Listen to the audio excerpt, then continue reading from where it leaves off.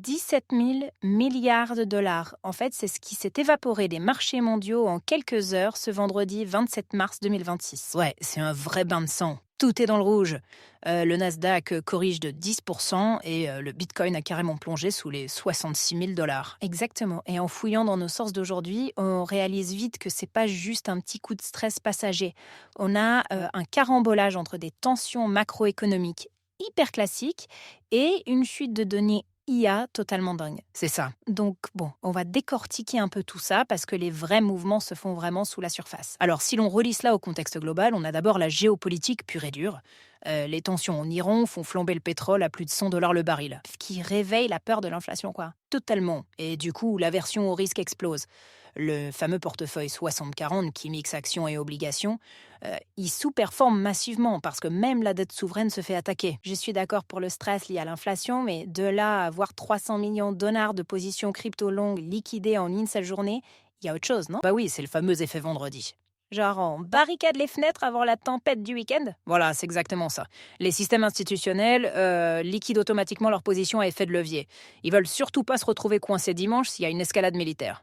D'accord, les algos qui dérisquent à fond? Ouais, mais ce qui rend cette chute asymétrique, surtout pour le secteur technologique, c'est la crise purement logicielle qui a éclaté en même temps. Ah oui, la fameuse suite chez Anthropic. J'avoue que voir l'ETF des logiciels, l'IGV et les géants de la cybersécurité dévisser de 4 à 6% juste sur une info de ce genre, ça m'a surprise. C'est pas qu'une rumeur ou une simple fuite de code. Les documents parlent de nouveaux modèles en test. Des projets appelés Claude Mythos et Capybara. Et ils font quoi de si spécial pour terrifier la bourse? D'habitude, ça touche qu'une seule entreprise. En fait, jusqu'à présent, l'IA en cybersécurité, ça servait à détecter des menaces déjà connues. Là, ces modèles seraient capables d'analyser une architecture logicielle entière pour trouver et exploiter des failles totalement inédites. Waouh, à une vitesse surhumaine, j'imagine. C'est ça, en quelques fractions de secondes. Donc, l'IA n'est plus vue comme un miracle de productivité, mais vraiment comme une arme absolue contre les logiciels d'entreprise. Ça veut dire que la promesse de sécurité vendue par les grands éditeurs traditionnels, elle vaut plus grand-chose un coup. C'est un changement de paradigme monstrueux. Ouais. Ce risque purement cyber devient un risque macroéconomique systémique qui fait vraiment paniquer les fonds. Ok, donc l'argent fuit, la tech vulnérable et la dette souveraine. Mais bon, 17 000 milliards, ça disparaît pas magiquement dans le néant. Ça migre. Et c'est là que ça devient vraiment intéressant. Dans tout ce chaos, le token ONDO a pris 8%. Nos rapports expliquent que c'est lié à la tokenisation de fonds cotés de Franklin Templeton. Tout à fait. Mais attends, en quoi le simple fait de mettre un ETF sur une blockchain, ça le protège d'un crash technologique mondial?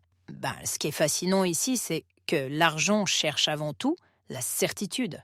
Face au risque que les serveurs des intermédiaires classiques soient piratés par des IA, le capital se réfugie dans la cryptographie. Donc on remplace des logiciels d'entreprise opaques par des règles transparentes garanties par les maths. Exactement. La tokenisation offre aux institutions une liquidité et une exécution certaines qui ne dépendent plus de ces vieux systèmes vulnérables. Je vois, c'est vraiment une suite vers la certitude. Et ce besoin viscéral de sécurité, ça explique parfaitement l'autre grosse anomalie de la journée. Le fait que la maison mère du New York Stock Exchange vienne d'injecter 600 millions de dollars dans Polymarket. C'est énorme.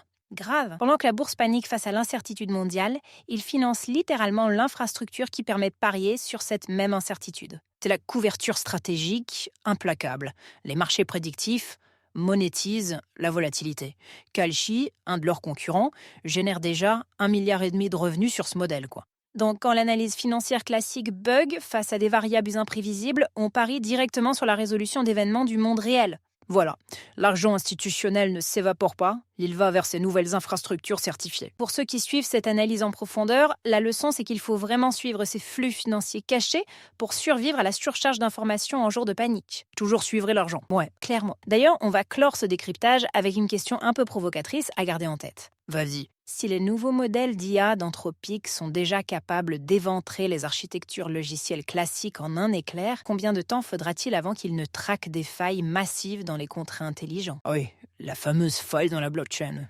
Bah oui, parce que si c'est le cas, la forteresse crypto vers laquelle tout le monde court aujourd'hui, elle pourrait bien être la cible de demain.